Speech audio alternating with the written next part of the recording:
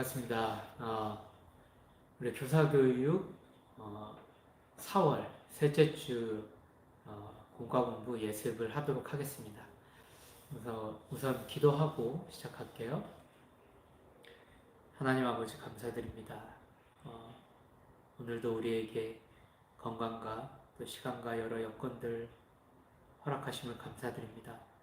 각자 선생님들의 어려운 과정 속에서 쉽지만은 않은 과정 속에서 이루어진 줄로 믿습니다.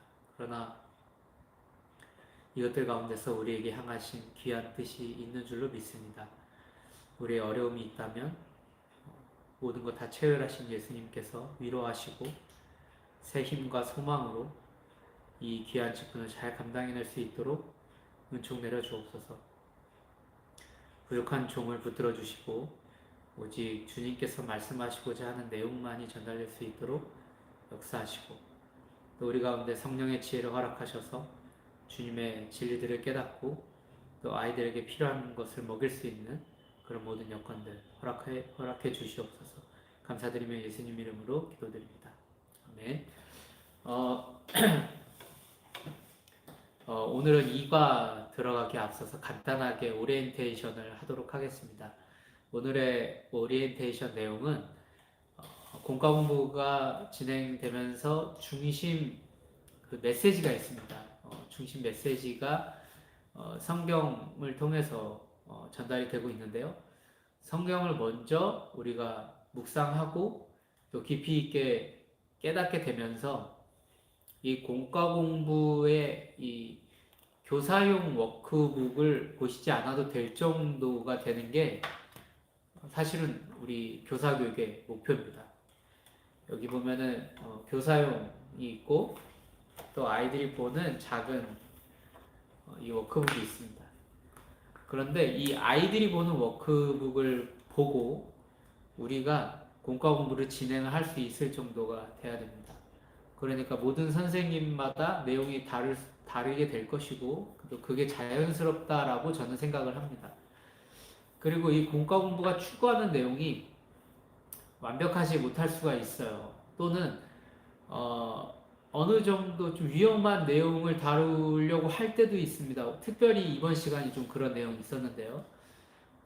이런 것들을 우리가 좀 소양이 있다면 저 같은 선에서도 이제 어느 정도 가지치기도 하고 추가도 하고 또 참고 자료들도 활용을 하고 이런 식으로 이제 준비를 할 수 있는데 꼭 신학생이어서 이런 걸 할 수 있는 건 아니에요. 간단한 작업들을 통해서 간단하지만 않지만 우리가 할 수 있는 작업들입니다.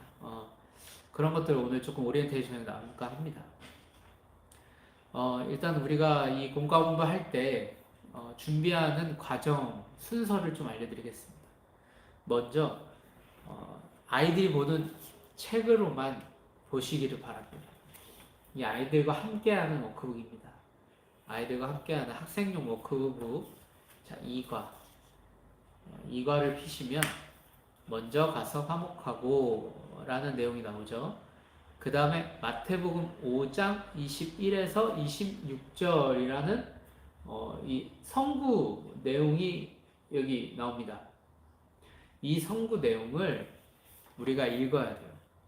잘 읽어지지 않으면 5번도 읽어야 되고 5번 동안 이해가 또 안 되면 잠시 책을 내려놓으시고 성경을 내려놓으시고 찬송을 하셔도 좋고요. 기도를 하셔도 좋고요. 하나님과 좀 만나시기를 바랍니다. 하나님 앞에서 내가 만약 죄가 있다면 죄를 고백하는 회개 경험도 하시고 이런 식으로 경건 활동을 하시다가 다시 이 여기 나와 있는 성구를 읽어 나가는 거예요. 이 부분의 성구를 묵상하시면 살아계신 하나님께서 주시는 선생님에게만 주시는 내용도 있을 수 있고 또 모든 인간에게 동일하게 적용이 될 만한 그런 내용도 열어주실 겁니다. 그 기본적인 깊은 묵상과 이해를 가지고 그 이후에 이 공과 공부 준비로 들어가는 것입니다. 그게 바로 첫 번째 가장 중요한 과정인데요. 그 과정을 지금은 제가 같이 해드립니다. 오늘 같이 하실 때 더 깊은 묵상, 많은 은혜 받으시기를 바라겠습니다. 자, 그러면은 공과 공부의 과정 첫 번째 성경 묵상에 대해서 함께 나누면서 나아가시겠습니다. 성경을 준비해 주시기 바랍니다.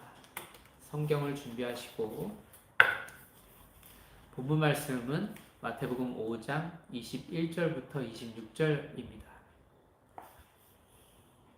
21절부터 26절입니다. 함께 봉독하겠습니다.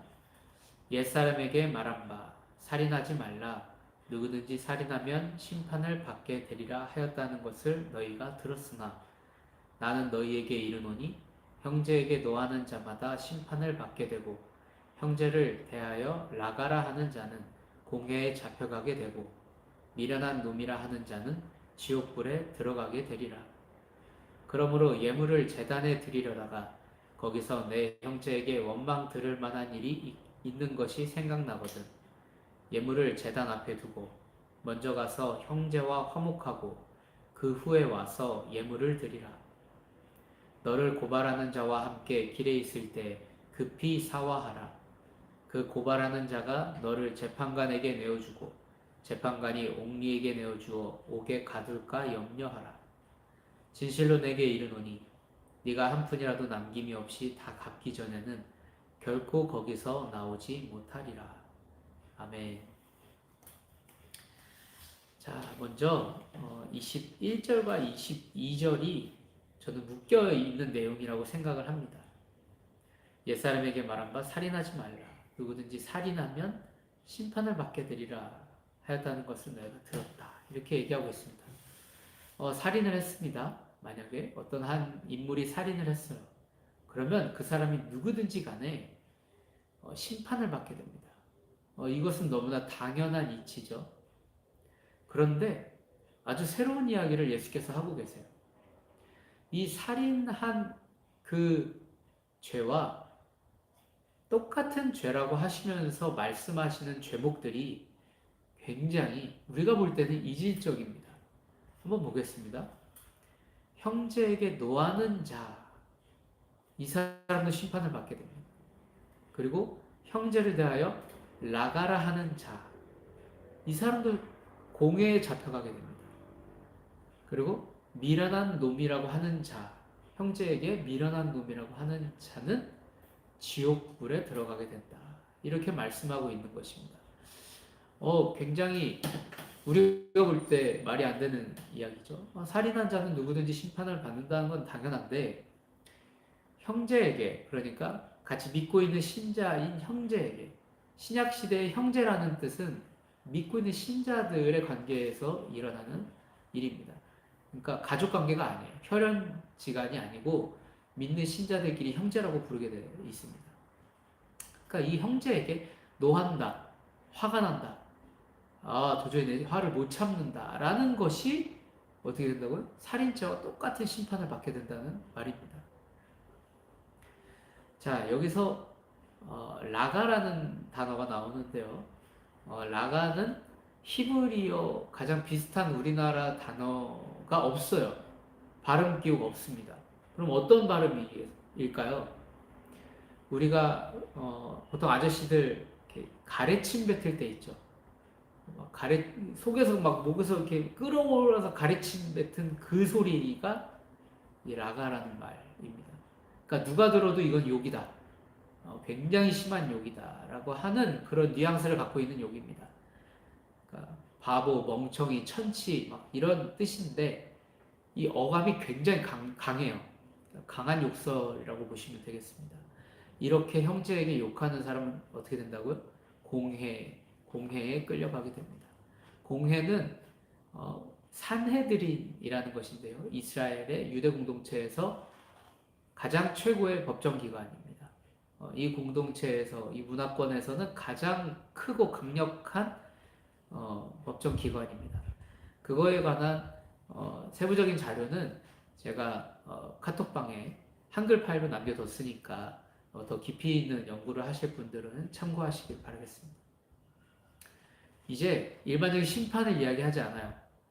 일반 재판 때의 것보다 더 위의 상위 기관인 사내들인 공회로 끌려간다라고 이야기하고 있습니다. 자, 그러면 다음은 어떨까요? 미련한 놈이라고 하는 자. 사실 비슷비슷하지 않아요? 우리가 볼 때? 형제에게 노하는 것, 형제에 대해서 나가라고 하는 것, 또 미련한 놈이라고 하는 것, 사실 다 똑같은 죄목이죠. 똑같은 종류의 죄목인데 점점 하나님의 심판의 어떤 수준이 높아지고 있는 것을 보게 돼요. 일반 심판대로 시작하셨다가 사내들인 공회로 다음 발전을 하시고 그 다음에 어떻게 돼요? 지옥불. 이거는 도저히 회복이 불가능합니다. 이 지옥불이라는 것을 언급하시면서 하나님 마음이 좀 느껴지시나요? 이 죄를 대하는 하나님의 자세가 느껴지시나요? 점점 더 강력해지십니다. 그만큼 이 형제를 향한 이런 마음들이 하나님 보시기에 올바르지 못하고 하나님이 굉장히 싫어하시는 것이다 라는 것을 알게 됩니다. 계속해서 본문 23절을 보시면 그러므로 예물을 제단에 드리려다가 거기서 내 형제에게 원망 들을 만한 일이 있는 것이 생각나거든. 관련 성경 구절을 제가 한번 읽어드릴게요. 마태복음 18장 10절을 보니까 삼가 이 작은 자 중에 하나도 업신여기지 말라. 너희에게 말하노니 그들의 천사들이 하늘에서 계신 내 아버지의 얼굴을 항상 배우느니라. 자, 하나님이 왜 이렇게 생각하실까요? 하나님이 왜 이렇게 형제에 대한 이 옳지 못한 사랑과 반대된 마음들을 이토록 싫어하시는 걸까요? 이 작은 자들을 향한 하나님의 마음 때문인 것이죠. 자, 어떻습니까? 그들의 천사들이 하늘에서 계신 아버지 하나님의 얼굴을 항상 배우고 있다라는 것이죠. 그러니까 그 작은 자들의 상황 같은 것들을 하나님께 알려드리는 천사들이고 또는 그 작은 자들이 하는 기도들을 가지고 하나님 앞에 상달하는 천사일 수도 있습니다. 그 천사들이 다 하나님 앞에 고하고 있다는 것이죠. 그런 존재인 사람들을 향해서 이런 죄를 퍼붓는다면 하나님 얼마나 마음 아파하시겠습니까? 자, 24절 계속 읽겠습니다. 예물을 제단 앞에 두고 먼저 가서 형제와 화목하고 그 후에 와서 예물을 드리라. 자, 하나님께서 예물을 받기 원하시지 않아요. 그 전에 예물을 제단 앞에 일단 두고 드리기 전에 가서 형제와 먼저 화목하고 그 후에 와서 예물을 드리라. 이런 말씀이십니다. 자, 관련된 구절이 사무엘상 15장 22절 하반절에 나와 있습니다. 제가 읽어드리겠습니다. 순종이 제사보다 낫고 듣는 것이 순양의 기름보다 나으니. 그러니까 하나님께서는 제사 받으시기보다 하나님 말씀에 순종하는 것을 더 귀히 여기신다는 것이죠. 또 비슷한 말씀이 있습니다. 잠언서 21장 3절 말씀 제가 읽어드리겠습니다. 공의와 정의를 행하는 것은 제사 드리는 것보다 여호와께서 기쁘게 여기시느니라. 아멘. 공의와 정의를 행하는 것, 의로움을 이야기하고 있죠. 이 의로움이 무엇일까요? 바로 하나님의 자비하심, 불쌍히 여기심, 용서하심, 인내하심, 이런 것이 바로 하나님의 의로움이십니다. 그렇기 때문에 우리가 앞서 이야기한 본문의 내용과 일맥상통하고 있습니다. 계속해서 본문 25절을 읽겠습니다. 너를 고발하는 자와 함께 길에 있을 때에 급히 사화하라. 여기서 사화하라는 말의 뜻은 사과와 화해에 결합된 단어입니다. 그러니까 사과하고 화해하라 이런 뜻입니다. 그 고발하는 자가 너를 재판관에게 내어주고 재판관이 옥리에게 내어주어 옥에 가둘까 염려하라. 아멘. 자, 여기서 나오는 재판관이 어떤 인물일까요? 자, 여기서 재판관은 의로우신 재판관입니다. 말씀을 읽어드리겠습니다. 시편 7편 11절입니다. 하나님은 의로우신 재판장이시며 매일 분노하시는 하나님이시로다. 아멘. 관련된 말씀 디모데 후서 4장 8절 읽어드립니다. 이제 후로는 나를 위하여 의의 면류관이 예비되었으므로 주 곧 의로우신 재판장이 그날에 내게 주실 것이며 내게만 아니라 주의 나타나심을 사모하는 모든 자에게도니라. 아멘. 자, 어떤 이가 말씀하시는 거죠? 의로우신 재판장 예수가 되십니다. 자, 정리하자면 의로우신 재판관은 하나님이시고 그리고 성자이십니다. 예수님이십니다. 자, 여기서 재판관이 옥리에게 내어준다. 그러니까 하나님의 사자들이죠. 그럼 하나님의 사자들이 어디다 가둔다고요? 옥에 가둘까 염려하라. 이렇게 말씀하고 있습니다. 여기서 나오는 옥이라는 것은 어떤 것일까요? 문맥상으로는 지옥을 말하고 있습니다. 지옥에서 값을 치르면 나올 수 있다라는 오류적 해석을 할 수 있는 구절이 뒤에 나오거든요. 26절을 보니까 진실로 내게 이르노니 네가 한 푼이라도 남김이 없이 다 갚기 전에는 결코 거기서 나오지 못하리라. 그러니까 어떤 걸 갚으면 나올 수 있다라고 오류적 해석을 할 수 있습니다. 그러나 이것은 잘못된 해석이에요. 이것을 잘못 해석하면 지옥에 가도 살아나올 수 있는 방법이 있다라고 해석할 수도 있고, 또는 지옥에 가기 전에 중간 단계인 연옥이 존재한다라고 이야기하는 것이 바로 로마 카톨릭 천주교입니다. 그래서 연옥에 있는 사람들이 구원받을 수 있는 방법이 없을까? 그것이 바로 돈을 내서 천국 가는 티켓을 사는 거예요. 그게 바로 로마 카톨릭이 16세기에 자행했던 면죄부, 면벌죄, 이런 면벌권, 이런 것들을 이야기하고 있습니다. 자, 면죄부를 판매하면서 이제 드디어 종교개혁이 일어나서 우리가 생겨나게 됐는데요. 이런 것들은 다 오류적 해석에 의해서 나타난 것들입니다. 천국과 지옥이 두 가지밖에 없으며 그 두 가지는 결정이 된 이후에는 번복할 수 없는, 돌이킬 수 없는 완전한 끝을 말하고 있습니다. 여러 가지 성경 말씀으로 그것을 우리에게 알려주고 있습니다. 그것을 일일이 다 논하기에는 너무나 많은 구절들이 천국과 지옥이 결국 종결이다, 끝이다라는 것을 우리는 알고 있습니다. 자, 여기서 옥에서 나올 수 있다, 어떤 걸 값을 치르면 나올 수 있다라는 내용을 발췌하는 것이 아니라, 자, 이 정도 옥이라는 것이 이 정도 무서운 형벌이다, 무서운 지옥의 벌이다라는 아주 무거운 경고를 우리에게 주고 계시는 거죠. 자, 이제 계속해서 읽어나가면 옥에 가둘까 염려하라 이렇게 나오고 있는데, 잠언서 21장을 보시면 2절과 3절에 이렇게 하나님께서 말씀을 하고 계십니다. 제가 읽어드릴게요. 사람의 행위가 자기 보기에는 모두 정직하여도 여호와는 마음을 감찰하시느니라.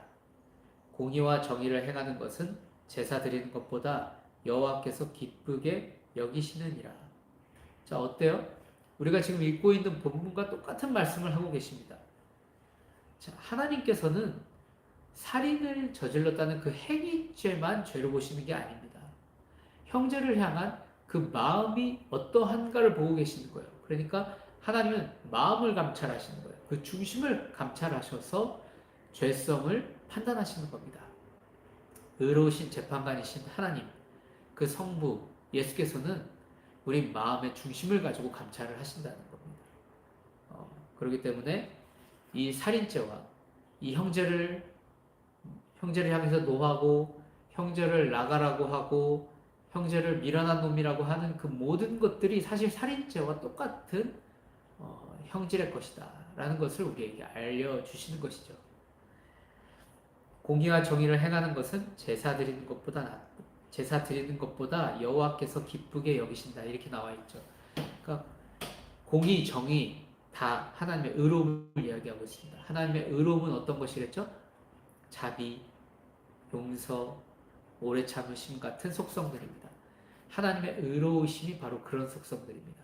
하나님 벌하시는 것도 의로움이지만 가장 큰 하나님의 의로운 속성은 오래 참으시고 용서하시고 인내하고 자비로우신 그 속성이 바로 하나님의 의로우신 속성입니다. 자, 이것은 하나님께 제사 드리는 것보다 낫다. 그렇기 때문에 이런 죄를 짓고 하나님께 제사 드리러 나오거나 제물을 드린다는 것이 말도 안 되는 것이지. 하나님 보시기에는 먼저 그 제물을 내려놓고 먼저 너와 함께 다툰 그자와 화해해라, 사과해라를 이야기하고 계시는 것이고 또 형제들에게 이런 감정, 이런 마음, 이런 행동을 해서는 안 된다라는 것을 우리에게 알려주고 계신 것입니다. 자, 우리가 이런 깊은 묵상을 하면서 이 이해를 가지고 공과 공부를 살펴본다면 사실 교사용 워크북이 필요가 없을 정도로 아이들과 풍성하게 자유롭게 나눌 수가 있게 됩니다. 자, 그러면 다음 과정으로 넘어갑니다.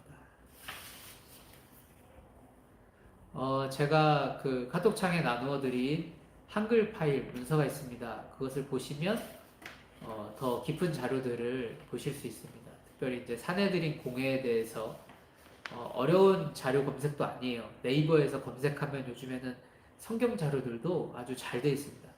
한번 확인해 보시고요. 우리가 오리엔테이션은 이 정도로 하고 다음으로는 교사교육 본론을 들어가 보도록 하겠습니다. 먼저 동영상을 제가 끊고 잠시 쉬었다가 본론으로 다음 동영상부터 진행하도록 하겠습니다. 수고하셨습니다. 잠시 뒤에 뵐게요.